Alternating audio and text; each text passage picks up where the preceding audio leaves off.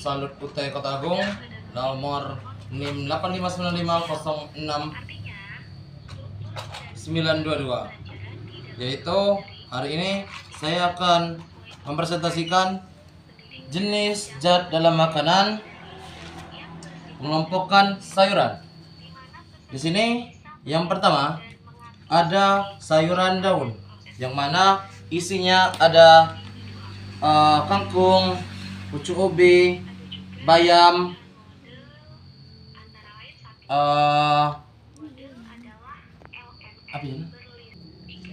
sawi dan kol.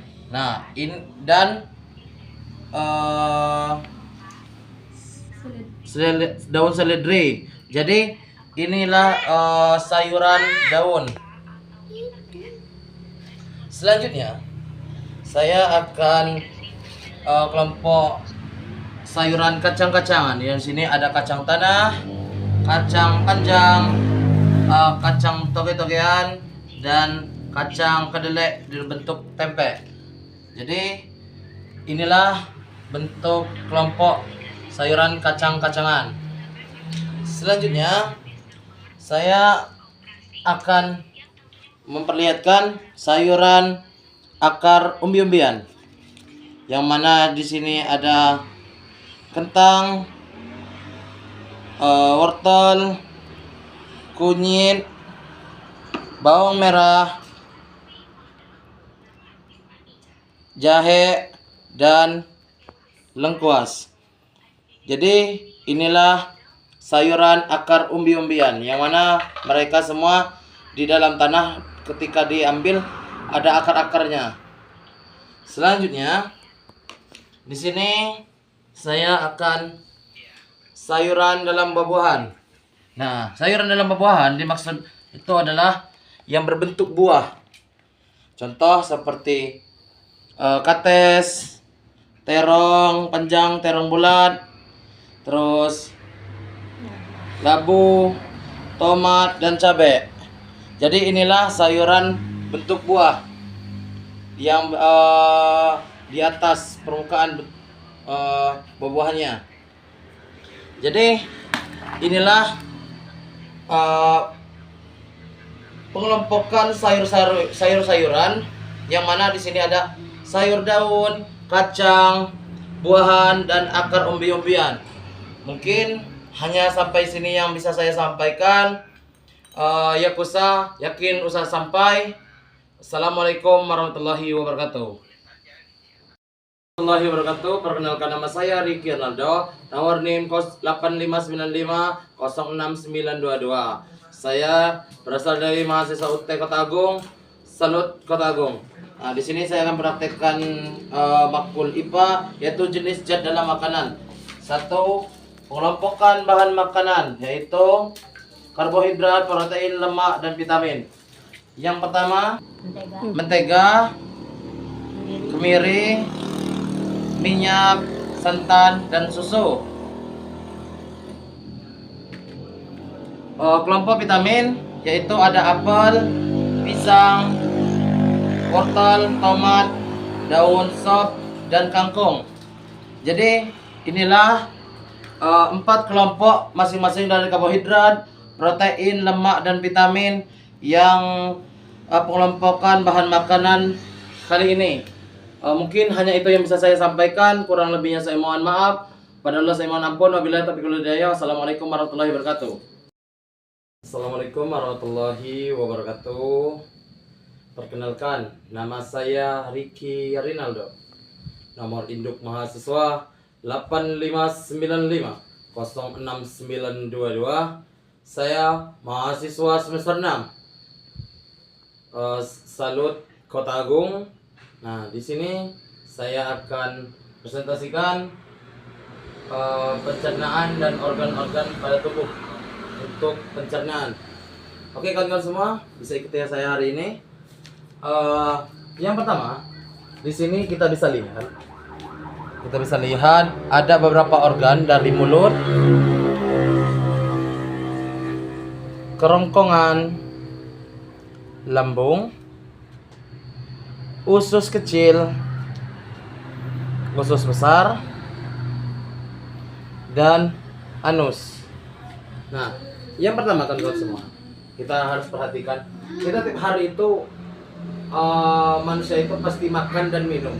Nah, kita harus tahu bagaimana cara cara kerja pencernaan. Yang pertama, dia ada di mulut. Mulut itu cara kerjanya, dia ada berapa tiga organ yang membantu mulut. Yang pertama ada gigi, yang kedua ada lidah, dan ketiga adalah air liur. Yang mana ketiga sistem tersebut membantu memotong kecil-kecil makanan tersebut untuk menghaluskan makanan, biar ketika dia ada di organ yang lain tidak memberatkan organ-organ yang lain. Nah, makanya diperhalus oleh mulut.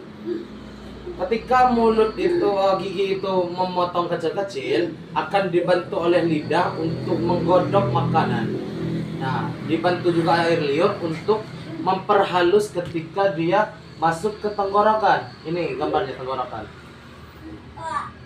Nah, tenggorokan fungsinya untuk mendorong makanan tersebut ketika dia lewat untuk sampai ke lambung. Fungsinya. Nah,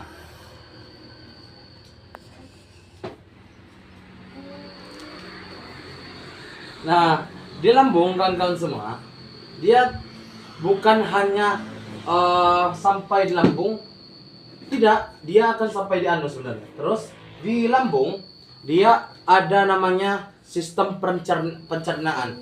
Sistem pencernaan tersebut ada namanya air asam yang di lambung kita tersebut, yang dia itu bisa menghancurkan zat-zat yang ada di makanan tersebut, untuk ketika dia masuk ke usus halus, dia tidak terlalu untuk akan dihancurkan, akan lebih dihancurkan lagi kawan-kawan semua.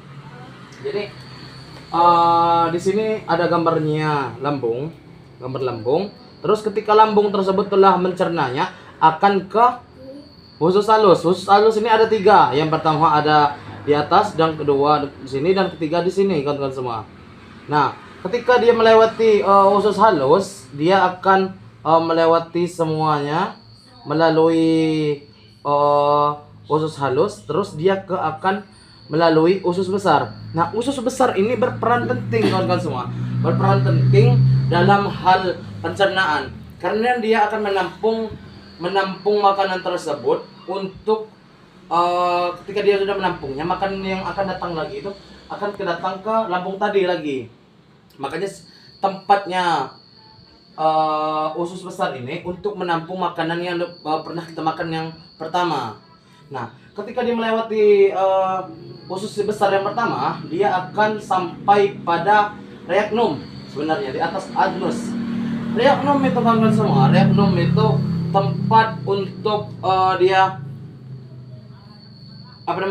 memanggil ataupun reaksi kita ketika kita mau buang hajat. Nah, tempat buang hajat tadi itu ada namanya sistem pencernaan, itu ada di anus juga. Maka sampailah pencernaan kita di anus untuk dibuang, namanya keluarlah feses. Dia kalau bahasa kasarnya tai. Jadi kita tahu, kita paham sekarang bahwasanya pencernaan itu diawali dari mulut. Setelah mulut dikunyah, kita langsung melalui tenggorokan sampai di lambung, dan lambung dicerna, diperhalus lagi oleh usus kecil, dan ditampung oleh usus besar, dan reaknum tadi untuk menimbulkan reaksi bahwasanya akan keluarnya feses tadi. Nah, keluarnya feses tadi akan melalui anus. Ini gambarnya anusnya. Oke kawan-kawan semua, semoga bermanfaat. Kurang lebihnya saya mohon maaf, padahal saya mohon ampun. Wabillahi taufiq wal hidayah. Wassalamualaikum warahmatullahi wabarakatuh.